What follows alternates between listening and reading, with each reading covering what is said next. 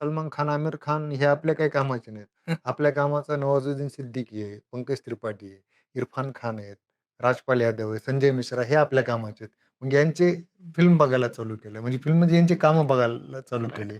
मग नंतर याच्यापेक्षा अजून जर तज्ञ म्हणून अजून हॉलिवूडच्या फिल्म बघायला चालू केल्या.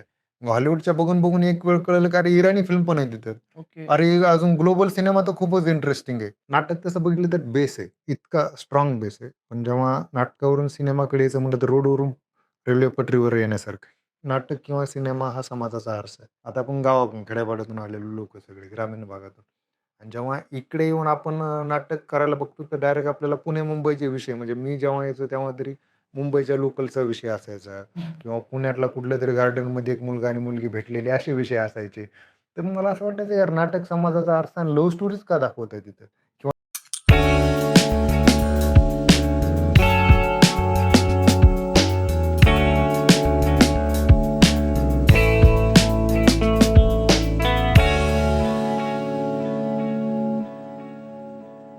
हाय, हॅलो, नमस्कार. आज आपल्यासोबत आहे Raoba Gajmal. Yes, hello sir. नमस्कार. नमस्कार सर. तर सरांचं आणि माझी मुलाखत झाली अनिल कांबळे सरांमुळे आणि सर जेव्हा म्हणले की रावबा सरांची एक नवीन फिल्म आहे ती सांगळा नावाची आणि ती त्यांची आयुष्यातली पहिली फिल्म आहे. त्यांनी आधी नाटकं केलेत. बीडमध्ये नाटक केलं, औरंगाबादमध्ये नाटक केलेलं आहे. पण मी एक्साईट झालो कारण मला असं वाटतं की मी पण नाटक शिकतोय किंवा नाटक करतोय. सिनेमाबद्दल ओढ आहे, प्रेम आहे. पण हे जे नवीन फिल्म मेकर येतायत किंवा घडले पाहिजे, तर त्यांच्याबद्दल मला जास्त इंटरेस्ट आहे, की ते कसं काय एखादी फिल्म इव्हॉल्व होऊ शकते किंवा लोकांपर्यंत पोहोचू शकते. एखाद्याच्या मनात एखादा विषय असतो, तो खूप काळ, वर्ष मनात राहतो आणि त्यासाठी फिल्मी मीडियम ते निवडतात. तर आज आपण सरांनी फिल्मी मीडियम निवडलंय आणि सांगळाचा अर्थ काय आहे? ती फिल्म काय आहे? याच्याबद्दल आपण जाणून घेऊया. Hello sir. नमस्कार. कसे आहात? मस्त. मस्त. मग आता तुम्ही धावपळीत दिसताय, तर काय कसं स्ट्रॅटेजी केली फिल्मसाठी? स्ट्रॅटर्जी म्हणजे सध्या खूप म्हणजे पुरस्कार जे भेटलाय हं, हं. सांगलाला. तर नाटकात असे खूप खूप पुरस्कार आहेत. हं. म्हणजे जवळपास जेवढे नाटकं लिहिली, त्याच्यातल्या अर्ध्या नाटकांना पुरस्कार आहेत. काही नाटकं मी स्पर्धेसाठी लिहिलेलीच नाहीत. म्हणजे हं. त्याचे नियमातच बसत नाही स्पर्धेचे, जे मीटर असतं स्पर्धेचं. पण ह्या जो पहिलाच फिल्म आहे, पहिलीच फिल्म आहे. पहिलंच लेखन आहे, पहिलंच दिग्दर्शन आहे. पहिलीच कथा लिहिली आणि पहिलीच स्क्रीनिंग होती अन् तिथं पण फर्स्ट फिल्म आहे. पहिलीच फिल्म आली. तर हे खूप शॉकिंग आहे आमच्या सगळ्यांसाठीच. म्हणजे सिनेमॅटोग्राफर पण पहिलाच आहे. एडिटर पण पहिलाच आहे. त्याच्यानंतर कोण ॲक्टर पण पहिलीच फिल्म आहे त्याची. हं. त्याच्यानंतर जो बीजीएमवाला पण बॅकग्राऊंड म्युझिकवाला पहिलीच आहे. साउंड इंजिनिअर पण जवळपास तो पण पहिलाच आहे. हं. फक्त सीसी कलरवाले आणि DIवाले हे अनुभवी लोक आहेत. म्हणजे 80% टीम आमची फर्स्ट टाईम आहे. अच्छा. हां, मग तुम्ही जे म्हणलं की सगळेच त्यांचा नवीनच अनुभव आहे आणि मीडियम वेगळे. हां. नाटक करणं वेगळं असतं आणि सिनेमा करणं वेगळं असतं. मग त्यांचं कसं तुम्ही जसं ॲक्टरची कास्टिंग कशी केली? किंवा ज्यावेळेस तुम्ही सिनेमॅटोग्राफरला भेटलात, तर कन्व्हर्सेशन कसं झालं त्यांच्यामध्ये आणि तुमच्यामध्ये? काय डिफिकल्टी आल्या? डिफिकल्टी नाही, उलट इंटरेस्टिंग वाटली. म्हणजे ही फिल्म मी अगोदर सांगतो, की सांगळा ही फिल्म आमच्यासाठी एक फिल्म मेकिंगचा कोर्स झाल्यासारखा होता. अच्छा. हे पुरस्कार वगैरे तिला नंतर आलाय समजा, नंतर वगैरे आलाय. पण जेव्हा ती फिल्मची प्रोसेस आहे, ती 2022ला म्हणजे फिल्म शूट केली होती आम्ही ओके. लॉकडाऊनमध्ये. हं, जेव्हा आम्हाला नाटक करता येत नव्हतं, हं. अशा टायमिंगला. आणि आमच्याकडे तेव्हा पैसे पण माझ्याकडे खूप मोजके पैसे होते. एक जण पैसे लावणार होता, पण त्यांचा काहीतरी घरगुती प्रॉब्लेम झाला, तर ते देऊ शकले नाही. तर अचानक आमचं शेड्यूल वगैरे ठरलं हं. आणि आम्ही फिल्म चालू केली. पण ही फिल्म चालू करण्याच्या अगोदर एक शॉर्ट फिल्म केली होती. ओके. म्हणजे त्या शॉर्ट फिल्मला तेच आता म्हणलं, की नाटकातून सिनेमाकडे कसं आहे, तर नाटक तसं बघितलं तर बेस आहे. म्हणजे इतका स्ट्राँग बेस आहे. पण जेव्हा नाटकावरून सिनेमाकडे यायचं म्हटलं, तर रोडवरून रेल्वे पटरीवर येण्यासारखं आहे. तर मग रेल्वे पटरीवर येण्यासाठी आम्हाला 10-12 वर्ष घातले. म्हणजे 2011-12ला ड्रामाला ॲडमिशन घेतलं होतं मी हं, आणि त्याच्यानंतर इकडे येण्यासाठी ज्या स्पर्धा करत होतो. हं, हं. स्पर्धेतून पण फिल्म बघायची ओढ होती, की बाहेरच्या फिल्म खूप बघायचो मी. बाहेरच्या म्हणजे आपल्या अव्हेंजर वगैरे नाहीत. मला अव्हेंजर बघितलं तरी लक्षात पण राहत नाहीत ते. हं. स्पायडरमॅन वगैरे. त्याच्यापेक्षा जर एखादी इराणी फिल्म बघितली आपण, ओके.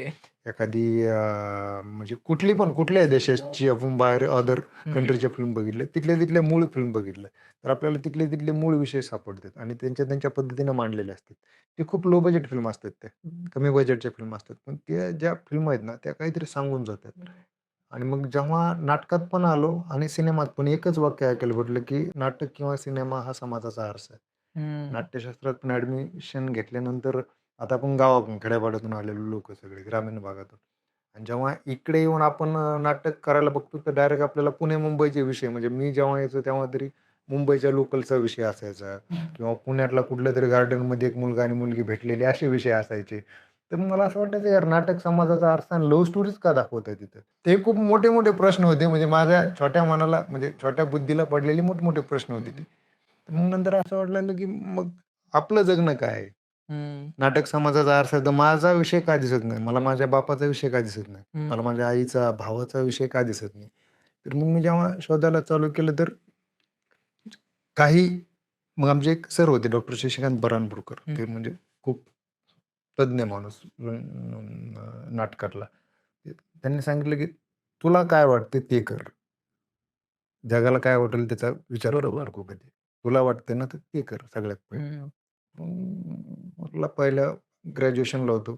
बॅचलर ऑफ ड्रामॅटिक्सला. तेव्हा नाटकं केले ॲज ॲक्टर म्हणून भरपूर. नाटकं बघितली. जेव्हा नाट्यशास्त्रात आलो, डोक्यात एक फॅड होतं, की ॲक्टर बनायचंय, भारी-भारी सुपरस्टार हिरो बनायचे. पण जेव्हा नाट्यशास्त्रात आलो, त्याच्यानंतर कळालं, की अरे ही रिॲलिटी खूपच वेगळी. फॅन्टॅसी कंप्लीट वेगळी. म्हणजे ही आपण जे विचार करत होतो ती कंप्लीट फॅन्टसी आहे. हं. आणि आपण वास्तवात आलोत. नाटक काय आहे? नाट्यशास्त्र काय आहे? मग ते नाट्यशास्त्र, नाट्यनिर्मिती पुस्तक वगैरे जेव्हा वाचले, काही सरांनी काही नाटक शिकवले, तेव्हा कळलं की आपल्याला अगोदर तिथं माणूस म्हणून यावं लागेल. तेव्हा काहीतरी शिकायला भेटेल आपल्याला. म्हणजे आतापर्यंत आपला जो अनुभव आहे, तो काही कामाचा नाही आपला. आपण बाळ म्हणून यावं लागेल. क्लिअर मेमरी घेऊन यावं लागेल. मेमरी कार्ड आपलं. त्याच्यानंतर ते एक साठा ह्याच्यात टाकायला चालू होईल. आणि खरंच तसंच झालं. बीडीला असताना नाटकं केली. आमचे डॉक्टर अशोक बंडगर सर यांची तेव्हा अश्वत्थामा एकांकिका होती. तर ओके. ते त्यांची कास्टिंग चालू आहे. त्यांनी सहज आलो आणि ते एक कॅरेक्टर करत होतं. तर ते एका याला मित्राला काय ते जमत नव्हतं. तर मी तिथं बघितलं तर मला माहीत पण नव्हतं अशी ॲक्टिंग वगैरे असते. तर सारखा यायचा आणि ओरडायचा आणि डायलॉग घ्यायचा. यायचा, हं. ओरडायचा आणि डायलॉग घ्यायचा. तर ते काही त्याला जमत नव्हतं. तर मी त्या एका मित्र होता माझा सिद्धू म्हणून त्याला म्हटलं, की "सिद्धू मी घेऊ का हे हं. डायलॉग?" "घे." तर मी घेतला. तो म्हणाला, "सरांसमोर करून दाखव." तर मी ते घेतला तर ते सर म्हणाले, "हा कास्टिंग आहे परफेक्ट." म्हणे. वाह! हां. वाह! तर ते तिथून एक क्लिक झालं होतं, की अच्छा ॲक्टिंग अशी आहे. म्हणजे डिपार्टमेंटला आल्यापासून 8व्या दिवशी ती एकांकिका चालू केली होती. ओके. तर मग 8 दिवस खूप भयंकर गेली होती ती डिपार्टमेंटची. काहीच काम नाही, काही नाही. नाट्यशास्त्र काही ते हे खोदा, ते खोदा. असं वाटायचं यार शेती केलेली परवडली असती याच्यापेक्षा. इकडे काय आलो होतो आपण. मग इकडे आल्यानंतर ते मग ती नाटकाची प्रोसेस सुरू झाली एकांकिकाची. मग बाहेर जाऊन नाटक करायला लागलो. तर ते हं. पौराणिक नाटक होतं अश्वत्थामा ओके. महाभारतावर. मग नंतर कळलं की याच्यात वेगवेगळे प्रकार आहेत. मग स्वतः नाटक वाचायला चालू केले. नाटकाच्या समीक्षा वाचायला चालू केल्या. एक नाटक किती दिग्दर्शकाने बसवलंय, त्याची समीक्षा वाचायला चालू केली. तर प्रत्येकाचा आपला एक थॉट आहे. अच्छा. असे स्टडी सुरू केली. सेल्फ स्टडी चालू केली होती जास्त. ओके. फिल्म चालू केलंय. फिल्ममधला ॲक्टर काय आहे? मग नंतर कळालं की सलमान खान, आमिर खान हे आपल्या काही कामाचे नाहीत. आपल्या कामाचा नवाजुद्दीन सिद्दीकी आहे, पंकज त्रिपाठी आहे, इरफान खान आहेत, राजपाल यादव आहे, संजय मिश्रा हे आपल्या कामाचे आहेत. मग यांचे फिल्म बघायला चालू केलं. म्हणजे फिल्म म्हणजे यांची कामं बघायला चालू केली. मग नंतर याच्यापेक्षा अजून जर तज्ञ म्हणून अजून हॉलिवूडच्या फिल्म बघायला चालू केल्या. मग हॉलिवूडच्या बघून एक वेळ कळलं की अरे इराणी फिल्म पण आहे तिथं. ओके. अरे अजून ग्लोबल सिनेमा तर खूपच इंटरेस्टिंग आहे. मग तो फिल्म सुट्ट्या असल्या की मी कंटिन्यू फिल्म बघून काढायचो. एकेका दिवशी 2-2, 3-3 फिल्म बघायचो. पण तुम्हाला हे करताना गाईडन्स होता का? गायबच नव्हतं पण ती आवड होती. ओके. आवड होती. म्हणजे जेव्हा गावाकडे आपण नाही किती जरी नाही म्हणलं तर आपण सगळे सिनेमाच्या माहोलमधून आलेले लोक आहेत. आपली पिढी बऱ्यापैकी तुमची तर समजा आहे आम्ही तुमच्या 4-5, 5-6 वर्ष अगोदरचे समजा जास्त काय सारखीच आहे आपली. तर मग आपण सगळे फिल्मी माध्यमातून आलेलो लोक आहेत. फिल्मी विचाराने आलेले लोक आहेत नाटकाकडे. बरोबर. म्हणून आपलं टार्गेट आपण नाटक जरी केलं तर सिनेमाचंच असतंय आपलं बऱ्यापैकी. हो. आणि ते ज्याचा त्याचा थॉट आहे. आपण आपल्या पद्धतीने मांडत राहतो. तर मग मी जेव्हा आलो ते पहिल्या वर्षी नाटक केलं. दुसऱ्या वर्षी जेव्हा आमच्या इथं मास्टरला गेलो, तर हं. पोस्ट ग्रॅज्युएशनला, तेव्हा आम्हाला एक एकांकिका सेट करावी लागते. हं, हं. मग ते एकांकिकासाठी म्हणलं ठीक आहे, आपल्याला आपलं तर विषय नाही, म्हणजे आपल्या आसपासचं तर नाही, पण आपण काहीतरी लिहू तरी शकतो. तर मला बोलता येत नव्हतं. मग जेव्हा पहिलं अजून पण इथं आता मला थोडं हं. याच्यामुळे कामामुळे थोडं बोलायचं शिकलोय मी थोडंफार. मला एवढं पण बोलता येत नव्हतं. बोलताना पण अडखळायचो. अजूनही अडखळतो. तर ती मग जेव्हा एकांकिका लिहायचं ठरलं, तर मला शब्दाची खूप भीती वाटायची लिहिताना. लिहिताना. हं. लेखक तर नव्हतो आपण. आणि लेखकाच्या एकांकिका ज्या बाहेरच्या बघितल्या, तर त्या खूपच धीरगंभीर मोठमोठे पॅसेज, मोठमोठे डायलॉग, 15-15, 20-20, 25-25 ओळीचे डायलॉग. भीती वाटायची. आणि मग एक एकांकिका लिहिली मी. म्हणलं यार आपल्याला आवडतंय काय ते करूयात. आमच्या सरांचं होतं. काय आवडतं ते कर. मग स्मशानातील सोनं एक धडा होता. अच्छा. हां. तो शाळेत होता का? हां, शाळेत होता आम्हाला. ओके. 9वी-10वी तो चॅप्टर होता. हं. तर मग तिथून एक असं वाटलं, की यालाच करूयात आपण. पण तो भीमा हा खूप पॉवरफुल भीमा होता त्यातला. आमचा भीमा मी एक कास्टिंग केली होती एका मित्राची, पण त्या बिचाऱ्याला काय माझ्यावर विश्वासच नव्हता. मग साहजिक आहे, नवीन कोणावरच नसतोय. आता कळतं की कोणावरच नसतं. तर मग तो काय करायला तयार हं, नव्हता. हं. शेवटी 7-8 दिवसावर शोची डेट आली आणि तो म्हणला, की मी करत नाही. तर अरे! मग म्हणलं काय करावं? तर मग म्हणलं, की ठीक आहे मीच करतो म्हणलं. अच्छा. हां. पण तो भीमा असा आहे अण्णाभाऊ साठेंचा. अरे भारी. नाटकातला असा भीमा होता आमचा.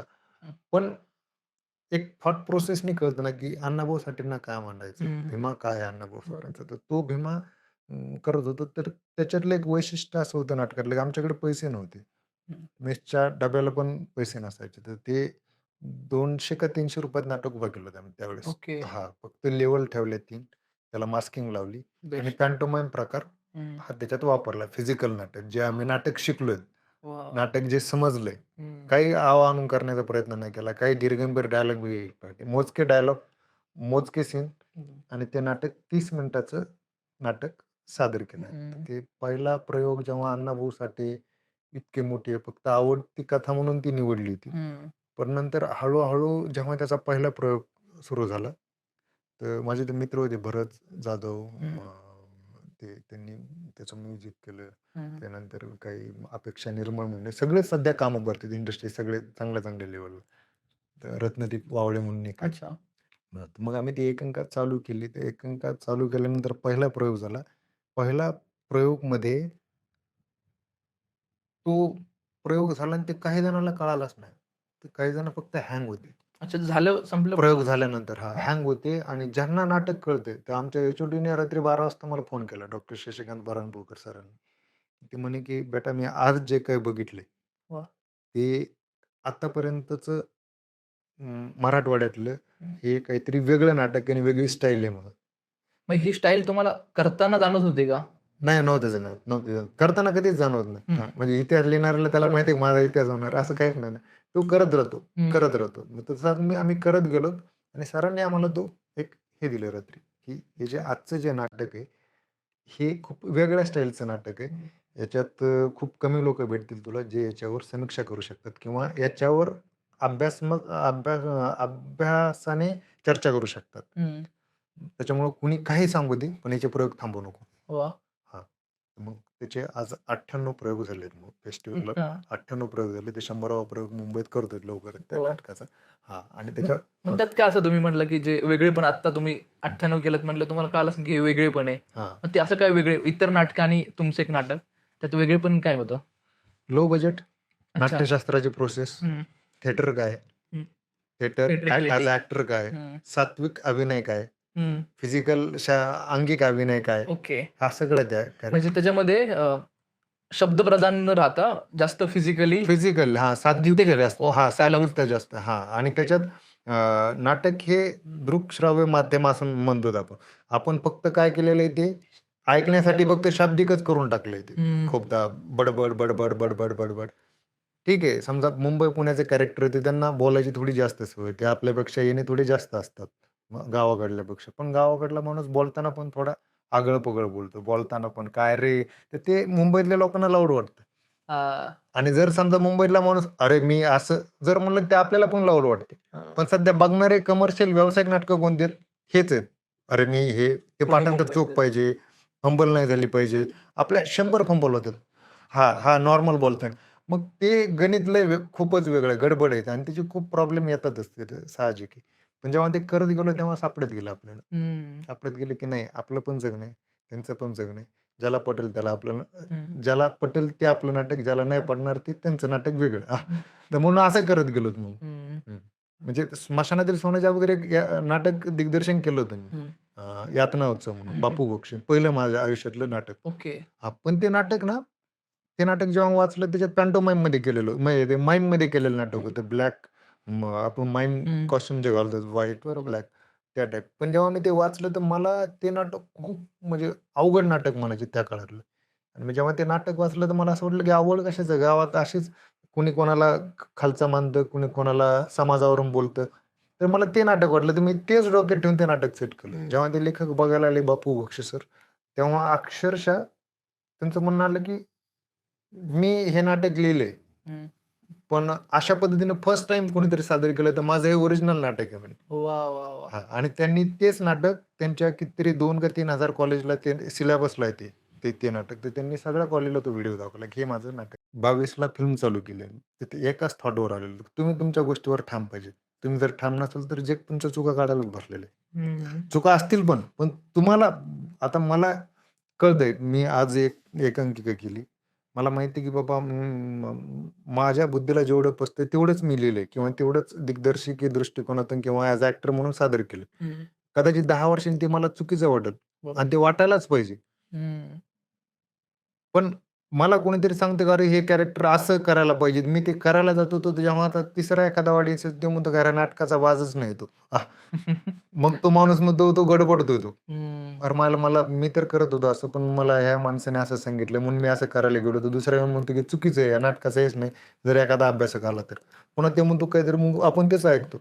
हं. पुन्हा काहीतरी वेगळं करायला जातो. पुन्हा तिसरा येऊन कोणीतरी सांगतो, "अरे हे काहीतरी वेगळंच चाललं" आणि 5व्या प्रयोगापर्यंत 5 लोकं एक वेगवेगळे येऊन भेटतात. त्याच्यानंतर कळतं की हे नाटक कंप्लीट वेगळंच झालं. मिसळच झाली. हां आणि त्याच्यानंतर जेव्हा 6व्या प्रयोगाला आपणच एखादा व्हिडिओ बघतो नाटकात, तेव्हा कळतं की अरे हे माझं नाटकच नाही. कारण मी विचार केला होता वेगळा आणि वेगळंच काहीतरी आलं इथं. सत्वच गेलं ना त्याचं. सत्व गेलं हां, त्याच्यातलं. बरोबर. प्रामाणिकपणाच जातोय त्यात. हं. तर म्हणून चुकू द्या. हां, हं. चुकता शिकतंय ना. कोण परफेक्ट आहे बरोबर. हां. पण तेव्हा तुम्हाला रायटिंगचं आणि डायरेक्शनचं एक कॉन्फिडन्स नक्कीच आला असेल.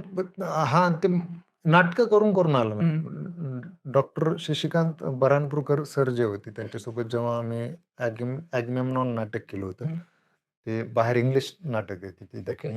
मी यात केलं होतं आणि त्या माणसाचा म्हणजे बऱ्हाणपूरकर सरांचं म्हणणं असं होतं, की हे नाटक असं आहे म्हणे 3 तासाचं नाटक होतं ते 6 तासाचं केलं होतं त्यांनी. आणि इथला ऑडियन्स 25% म्हणे. इथे थिएटर जरी भरलं तर 75% ऑडियन्स उठून जाईल हे अगोदरच सांगितलं होतं त्यांनी आम्हाला. त्यामुळे तुम्ही तुमचं प्रॅक्टिकल किंवा वर्कशॉपचा भाग म्हणून हे नाटक करा. आणि तुम्हाला हे पुरेल म्हणे आयुष्यभर. त्यांनी व्हिजन दिलेलं आहे. त्यांनी शिकवलं नाही की नाटक असं असतं. वाह! हां.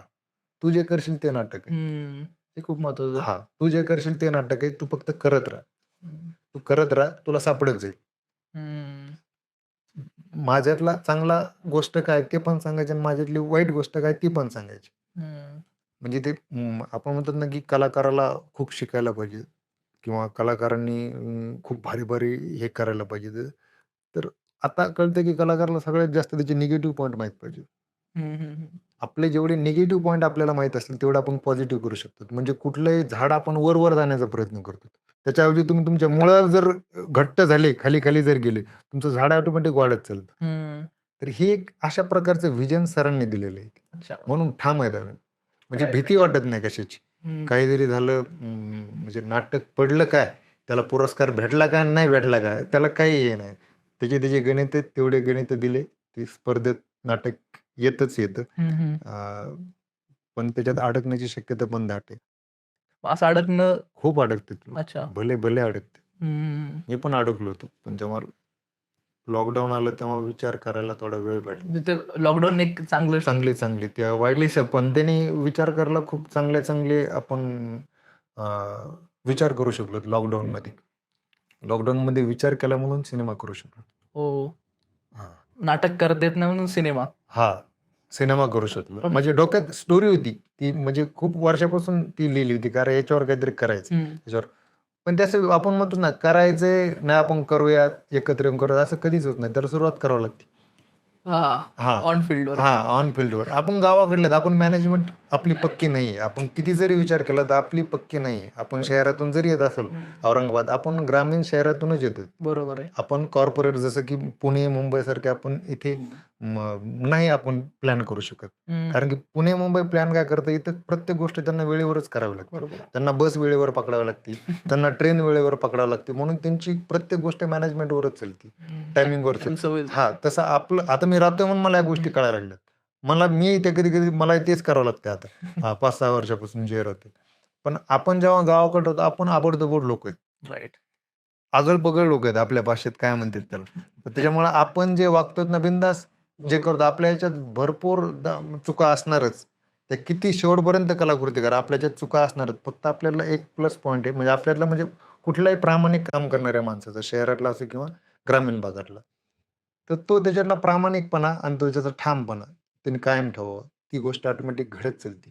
राईट. हा मी तर असं म्हणतो की लेखन करताना ती स्टोरी आपल्याला सांगत चालते पुढं काय होणार. ओके. हा पुढं काय होणार ती स्टोरी सांगत चालती. फक्त आपला अनुभव आपल्याला सांगत चालतो की याच्यातलं हे बेस्ट आहे, हे काही कामाचं नाही. आपलं म्हणजे आपल्याला फक्त फॉलो करायचं, एडिट करायचं. हा फक्त तुम्ही तेवढा विचार चांगला करा. आपण विचार तेवढा म्हणजे ऍज अ ऍक्टर म्हणून पण आणि ऍज अ डिरेक्टर म्हणून पण मला कधी कधी भीती पण वाटते की या फील्डमध्ये जवळपास म्हणजे एक ते लेखक बनतो कुणीतरी, एक ते डिरेक्टर बनतं, एक तर अभिनेता बनतो. बरोबर. इथं परिस्थितीने नाटकाच्या म्हणजे पहिला जो ऍक्टर होता तो गेला म्हणून मी ते एक कॅरेक्टर केले. तर ते कॅरेक्टर केल्यामुळं ते कॅरेक्टर चाललं, त्याला प्राइज वगैरे आले ऍक्टिंगचे, डिरेक्शनचे त्या नाटकाला. तुम्हाला ते कळलं, अरे दिग्दर्शन करू शकतो, ऍक्टिंग करू शकतो. रायटिंगचं प्राइज नाही आलं कारण त्याच्यात आपलं तर तेच आहे की डायलॉग नाटक हे ओरिएंटेड डायलॉग. हा शाब्दिक चांगली लाईन पाहिजे, व्याकरण चांगलं पाहिजे. असं हे आहे साहजिक आहे, साहजिक ते असणारच. पण त्याचं एक नाटकाचं व्याकरणच वेगळं आहे. हे व्याकरणच नाही. नाही त्याचं सेपरेट एक व्याकरण आहे. हा म्हणजे आपण म्हणतो की कलाकारांनी शिस्तबद्ध असावे. हा खूप कलाकार शिस्तबद्ध आहे, पण त्याची एक शिस्त आहे. आपली अशी जॉब सारखी शिस्त नाही की 10ला यायचं आणि 10ला संध्याकाळी घरी जायचं, नाही अशी नाही आहे आपली. राईट. मग ते नाटक करताना हळूहळू कळलं की अभिनेता पण आहेत, दिग्दर्शक. भीती पण वाटायची तेव्हा. कसली भीती होती? भीती वाटत आपण कुठेतरी फसतोय, कारण की 2 गोष्टी नसाव्यात का तर. कारण की दिग्दर्शन पण ते आता कळतं ते ऑप्शन म्हणून खूप चांगलं होतं. ऍज अ ऍक्टर म्हणून आपण सहज काम करताना मुंबईत पुण्यात आपल्या इकडे नाही, आपण तर निवळ अख्खं करिअर म्हणजे पणाला लावूनच येतो डायरेक्ट इकडे की अरे ऍक्टर बनायचं. पण मुंबईला जर तुम्ही कुठलाही ऍक्टर वगैरे बघितला तर तो कधी पण ऑप्शन ठेवतो की मी 3 वर्ष इथं काम करेल. अच्छा. पुण्यातला नाही झालं तर मी माझं काहीतरी करिअर म्हणजे बिझनेस करेल किंवा काहीतरी जॉब करेल. तसं आपलं नाही. आपल्याला परिस्थिती म्हणजे काही होत नाहीत म्हणून आपण जॉब करतो. बरोबर. म्हणून आपली अख्खी वेळ निघून गेलेली असती, लग्नाची वेळ निघून गेलेली असती, मग आपल्याला पडेल ते काम करावं लागते. कितीतरी गावाकडले लोक आहेत की नाट्यशास्त्र शिकून गावाकडे गेलेले, पर्यायच नाही काही. पर्यायच नाही काही. बरोबर. आणि आपण जे गावाकडले विषय आपल्या परत घेऊन येतो आपल्याला नाटक शिकलोत म्हणून, तर ती इकडच्याला ऍक्सेप्ट नाही. स्पर्धेचे गणित वेगळेत, नाट्यशास्त्र तिसरंच शिकवतं आपल्याला काही. अशी सगळी गडबड आहे, सगळे वेगवेगळे रस्ते आहेत. पण याच्यातून एकच आहे की आपण सेल्फ स्टडी जेवढा करतो, स्पर्धा बघा, फिल्म फेस्टिवल बघा, बरोबर, राज्यनाट्य बघा, ह्या येणे काय होतं की ज्याचा त्याचा धोन करतो. म्हणजे राज्यनाट्यातले एक सामाजिक लेवलचे नाटकं चालतात, स्पर्धेमध्ये अपडेटेड विषय चालतात. हे खूप कमी लोक आहेत. जे लोक याला ऍक्सेप्ट करतील तेच लोक टिकतात, मला असं वाटतं. माझ्या अनुभवावर ना थोड्याफार जे काय थोडंफार अनुभव त्याच्यावरून ती गोष्ट एक कळेल. म्हणजे आधी अभ्यास करा, मग उतरा. बेस पक्का करा आपला थिएटरचा अगोदर, बरोबर, मग उतरा. मग आपण म्हणजे खूपदा आपली तर अशी गडबड आहे ना गावाकडल्या लोकांची, आपण इथे जेव्हा पुणे मुंबईत येतो तर आपण भाषा शुद्ध करतो पूर्ण. हा म्हणजे आपली जी मूळ भाषा आहे ती पण सोडून देऊन आपण शुद्ध बोलायला जातो. आपला नचा प्रॉब्लेम मरणाचा सगळ्यांचाच आपण ते न वर घाशीत चालतो अख्खं अर्धे आयुष्य ऍक्टरचं करिअर. आणि अर्ध्या आयुष्यावर गेल्यावर कळतं की एक डिरेक्टर आपल्या गावाकडली भाषा आहे, आपण गावाकडला ती कास्टिंग करतो आणि त्यावेळेस आपल्याला ती भाषा येत नाही गावाकडली. हा, मग ती पुस्तकी भाषा होऊन गेलेली असते आपली. न ती काढला नाही काढला बरोबर. खूपदा गडबड आहे. म्हणून भाषा शिका. आपली थिएटर तेच शिकवते की कुठली भाषा बोलता आली पाहिजे. मराठी, पुणेरी, कोल्हापुरी, सातारी, ऐरणी, जळगाव, विदर्भ, सगळ्या सगळ्या कोकणी भाषा, सगळ्या भाषा आल्या पाहिजे. पण सगळ्यात पहिले आपल्या भाषेवर प्रेम करा. आपली भाषा सोडू नका. आपली भाषा टिकून ठेवा. नाटक तेच तरी वर्कआउट प्रोसेस का आपण वर्क का करतो? बरोबर आहे. ऍक्टर का स्टॅनिस्लावस्की का सांगताय ती? आपण स्वतःवर वर्क कशा पद्धतीने करतो? हा. तुम्ही जो म्हणला ना खूप महत्वाचा मुद्दा आहे. स्वतःची भाषा आणि त्याच्यावर प्रेम ती टिकवा. कारण हे खूप लोकांसोबत होतं जे कारण बऱ्यापैकी मुलं येतात पुण्यात शिकायला, मुंबईला जातात शिकायला. पण त्यावेळेस जे काही प्रभाव असतात आपल्यावर, त्या प्रभावामुळे आपण आपलं मूळ विसरतो तो. बाकीचे शिकायच भाषा जे आपलं मूळ आहे.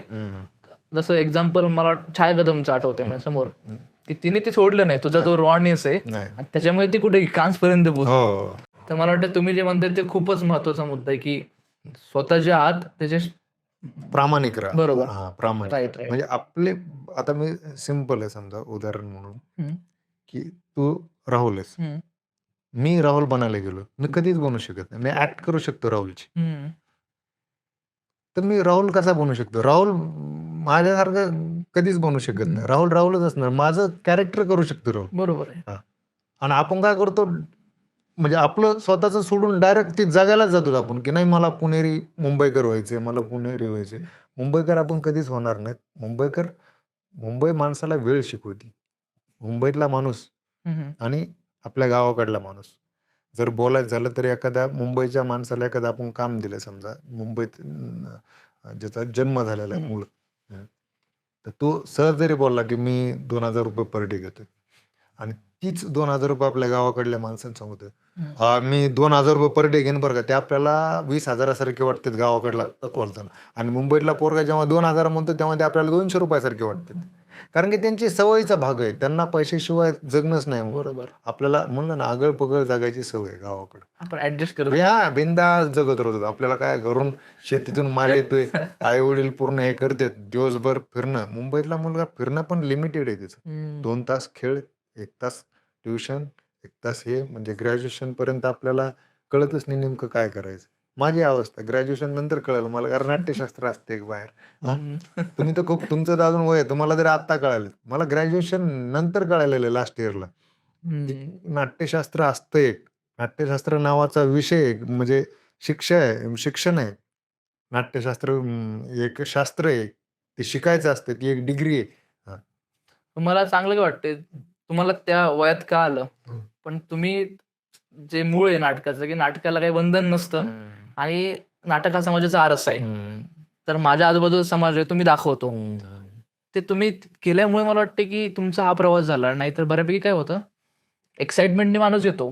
तुमच्या आसपासचे पण कितीतरी लोक सोडून गेले असतील किंवा वेगळं काहीतरी करत असतील. मला वाटतं की तुम्ही ज्या वयात आलात ते पण खूप महत्वाचं होतं. म्हणजे की लवकर प्रत्येकासाठी तो काळ ठरलेला असतो की ज्या काळात आपण एंटर होतो आणि त्या काळात एंटर झाल्यामुळेच तो माणूस पुढे टिकतो. त्या माणसाला त्यामुळेच मिळतं. समज वाढलेले असते हा, कदाचित. Right right. आणि असं आपण म्हणतो की ऑप्शन पाहिजे ज्याचा त्याचा विचार वेगळा आहे. पण मला असं वाटतं की आपण एखाद्या गोष्टीवर फोकस केलं ना तर जीव तोडून मेहनत करतो त्याच्यावर आणि ती गोष्ट देते आपल्याला. असं कधी झालं का फोकस हल्लाय कारण तुम्ही इतके वर्ष नाटक करताय? कधीच नाही. नाही झालं ना? कधीच नाही. म्हणजे ठाम आहेत म्हणलं ना, कामावर ठाम राहायचं. राईट. एकांकिकाला 2 पारितोषिक भेटले सलग, तिसऱ्या वेळेस भेटले नाही ना, मग आपलं काहीतरी चुकलं. ते त्यांचा प्रॉब्लेम असेल. आपण आपलं ठाम पाहिजे. जोपर्यंत तुम्ही ठाम राहत नाहीत तोपर्यंत ह्या जगात काहीच नाही. आदर करा प्रत्येकाचा. एखादा परीक्षक आपल्याला सांगतो करेक्शन की बाबा स्वतःहून की बाबा हे मला असं चुकीचं वाटतंय, त्याच्यावर विचार करा खरंच चुकीचं आहे का म्हणून. म्हणजे निवडत ठाम नाही ना, चल मी बरोबर आहे, तुम्ही काय सांगतात ते फालतू, असं पण नाही. हं. सजेशन प्रत्येकाचं घ्या. हं. पण किती पटतं आपल्याला ते पण ठेवा. जर खूप एखाद्याने करेक्शन खूपच चांगलं दिलंय आपल्याला आणि आपल्याला पण पटतंय ते, बदलायला काही हरकत नाही. थोडा कमीपणा घ्यायला की कमीपणा घ्यावा. जसं तुम्ही म्हटले तुमचे सर जे होते, हं. बंडगर सर, ज्यांनी तुम्हाला गाईडन्स दिला. बऱ्हाणपूर सर. हां. बंडगर सर नाटक त्यांनी शिकवलंय. स्पर्धा शिकवली त्यांनी. ओके. हां. स्पर्धा कशी करायची.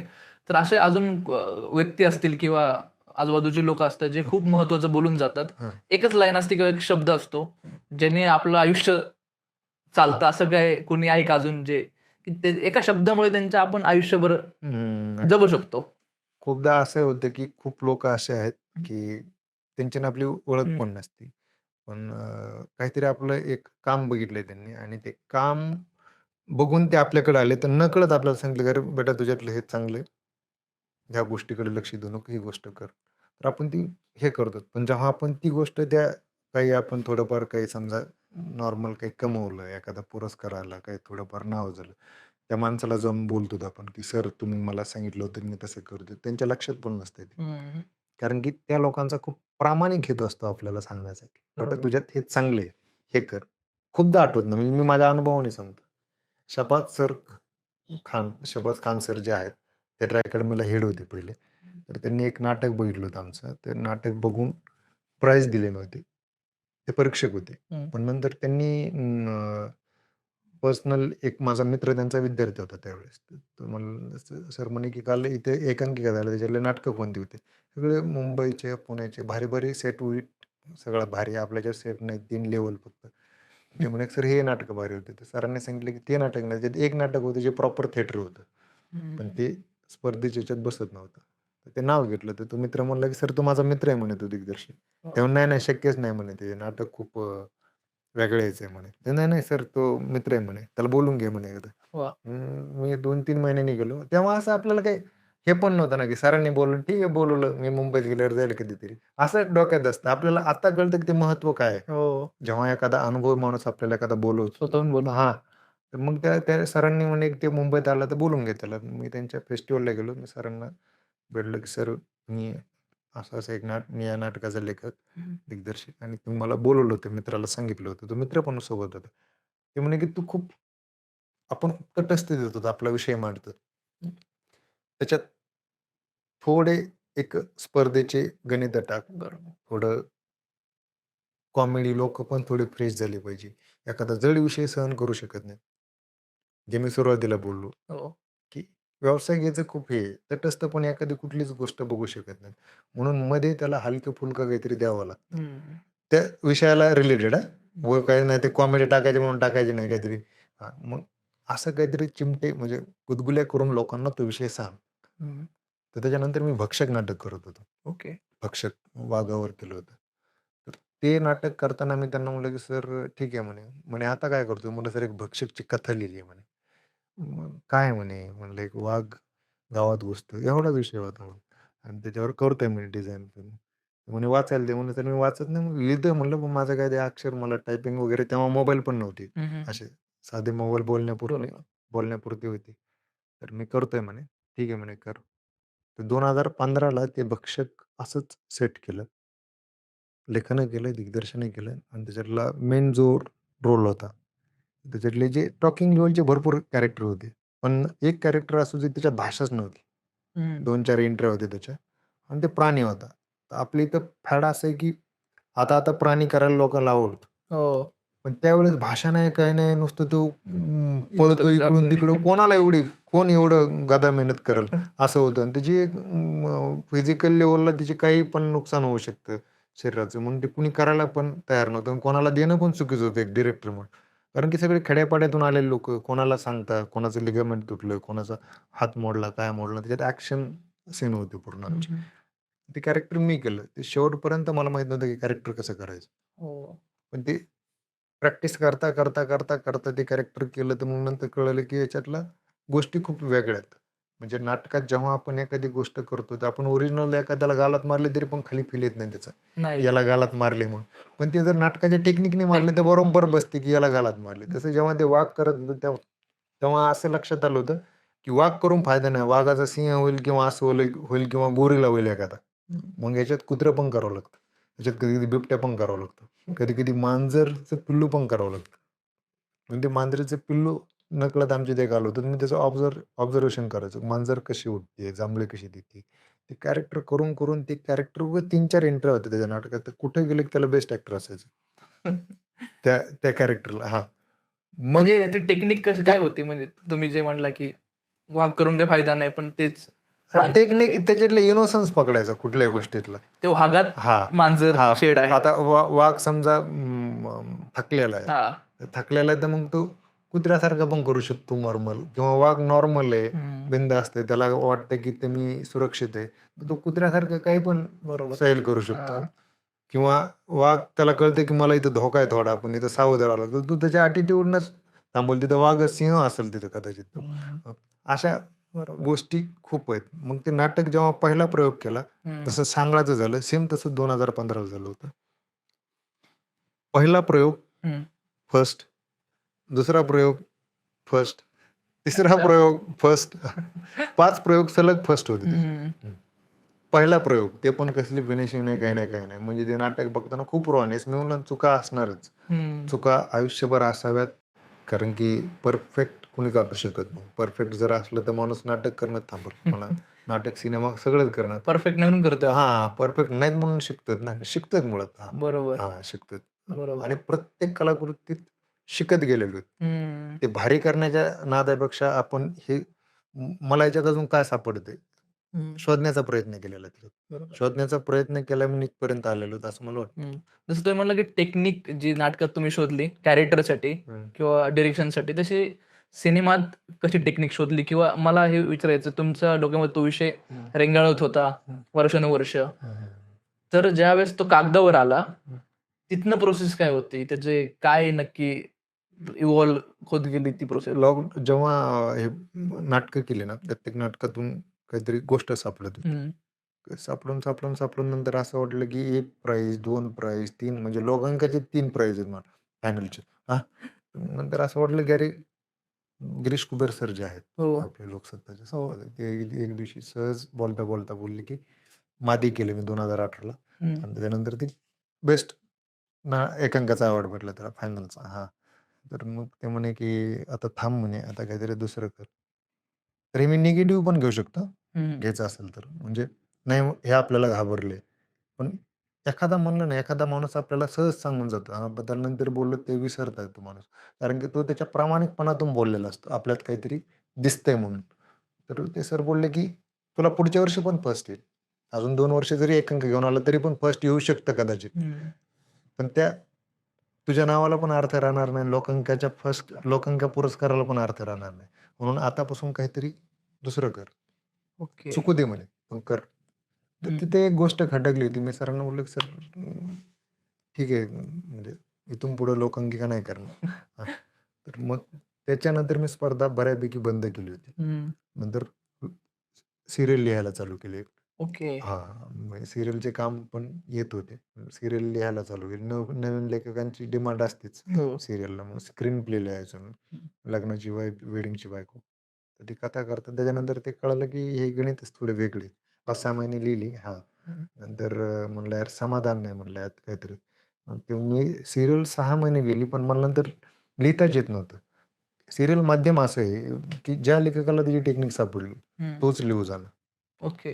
मग तुम्ही 6 महिने लिहायचं. मी लिहिली सीरियल, पण मला नंतर एकांका नाटक काही लिहिताच येईना. मी एक एक नाटक लिहिलं होतं त्याच्यानंतर, एक ॲक्सिडेंट म्हणून ओके. एकांकिका. तर मला त्याच्यात एवढे डायलॉग तर मी म्हणलं मी एवढे डायलॉग कधीच लिहिले नाही, कसं काय येतात? हं.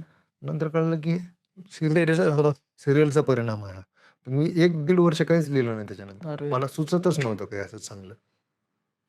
सुचायलाच तयार नव्हतं, की काय नुसते शब्दच यायचे डोक्यात. सीन घडतच नव्हता. ते बरोबर. स्वतःलाच समाधान नव्हतं. म्हणजे लिहिलं तरी पण तसंच ठेवून देत होतो. म्हणजे ते क्रिएट हां, ला मार्ग. ग्रेट हां, ते म्हणलं ना मी सीरियल ज्याला सोपी जाते त्याला खूप चांगली आहे, ज्या लेखकाला. पण मला ती खूपच अवघड गेली. म्हणून मी स्टॉप केली. म्हणलं नको याच्यानंतर सीरियल. आणि जर पैसाच कमवायचा तर पोटापुरता येतो ना आपला. शिबिर असते. गव्हर्नमेंटची शिबिरं वगैरे यायची. तर मी ते शिबिर घ्यायचो. ठीक आहे, पोटापुरतं आहे. अजून लग्न झालेलं नाही. लग्नाची प्रोसेस सुरू झालेली होती तेव्हा. अच्छा. हां, कारण की वय पण होतं ना. हं. आपण गावाकडून म्हणजे 25 वर्षाचं होणं म्हणजे खूप मोठं होणं. हो. हां. गावातल्या तुलनेत 22-23व्या वर्षी गावात लग्न होते. 25 मध्ये 2 पोरं. हा 25व्या वर्षी 2 पोरं असते हा. हा. अ, एक कडेवर एक हातात घेऊन चालणार हा. वा. मग हे रायटिंग किती महिन्यात झालं तुमचं सांगळा फिल्मचं?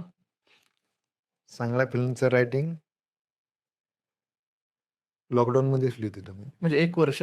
एक हा ती कथा 2018-19 ला आली होती डोक्यात. आणि तुम्ही सगळ्यात पहिले कोणाला ऐकवली किंवा सांगितली, वाचून दाखवली? नंदू माधव सरांना. अच्छा. त्यांच्या काय रिएक्शन होत्या? त्यांची रिॲक्शन होती की हे काहीतरी वेगळे आहे अच्छा. आणि हे आतापर्यंत जेवढ्या काही फिल्म वगैरे आल्या त्याच्यातले सगळ्यात काहीतरी वेगळे असेल म्हणून. ओह! हां. त्यांनी मला काही चेंजेस पण सांगितले होते त्यातले. पण मी म्हणजे मग मी तेच बोललो ना, की प्रत्येकाचं सजेशन ते आपल्या चांगल्या भावनेने सांगतो. पण ते आपल्याला कितपत पटतं हे पण महत्वाचं आहे. बरोबर. हां, कारण की की सरांनी त्यांचा खूप अभ्यास आहे नंदमाधव सर. त्यांनी सांगितलं की असं आहे. पण मला काही गोष्टी पटल्या, काही नाही पटल्या. पण काही गोष्टी पटून पण मला पैशाअभावी त्या करूच शकत नव्हतं. म्हणून ते केलंच नाहीत मी काहीच. जशाच तशी स्टोरी ठेवली, जी आहे तीच डोक्यात. काही चेंजेस नाही केले आणि ती केली. तर ते वर्क केलं पण स्वतःवर. म्हणजे चेंजेस पण ऑन द स्पॉट काही चेंजेस म्हणजे लोकेशनच भेटत नव्हतं. मी खूप लोकेशन शोधलं तसं. अच्छा. पहिल्या लॉकडाऊनमध्ये मी लग्न झालं आणि लातूरला अडकून पडलो होतो. हां. ते पर्यायच नव्हता तिथं. काय सासरवाडीन काय माहेर कोणाचं काय. जिथं जागा भेटेल तिथे माणूस राहतो. तब्येत वाढली असेल तेव्हा? खाऊन. हां. वाह! वाह, वाह! तर ते लातूरला आम्ही विहीर शोधलं तिथे. अच्छा. आमचे पाहुणे होते विकास सोमवारे त्यांच्यासोबत आम्ही तिथल्या खेडेगावाचे खेडेगावात म्हणजे शेतात वगैरे विहीर शोधले पण ते विहीर मनासारखी भेटतच नव्हती. 2020 ची गोष्ट 20-21 ची हा. ते पण तसंच गेलं काय पाऊस पडल्यानंतर संपला विषय. नंतर मग ती कास्टिंग पण चालू होती डोक्यात की कास्टिंग भेटत नाही. अरे कास्टिंगची प्रोसेस काय होते? कारण तुम्ही म्हटलं सगळ्यांची पहिलीच ॲक्टर. मग ते नॉन ॲक्टर होते का थिएटर करणारीच लोकं होते? बाकी ऍक्टर आपले सगळे थिएटर सोबत थिएटर नाटकाला टीमचे सगळी टीम आहे सोबतचीच टीम आहे. त्यांचं ऑडिशन वगैरे कसं? काय नाही काय ऑडिशन वगैरे. तुम्हाला ऑडिशन काय आहे मुळात मला असं वाटतं की ऑडिशन नवीन लोकांचं घेतलेलं बरं. समजा माझी आणि तुमची ओळख नाही. मला लूक दिसला पण मला बाबा माझ्या नाटकातला किंवा सिनेमातलं कास्टिंग वाईज लुक वाईज हा परफेक्ट आहे. भाषेचा प्रॉब्लेम आहे काहीतरी याचा काही चेक करायचं मला याची कुठपत हा कॅपॅसिटी समज आहे.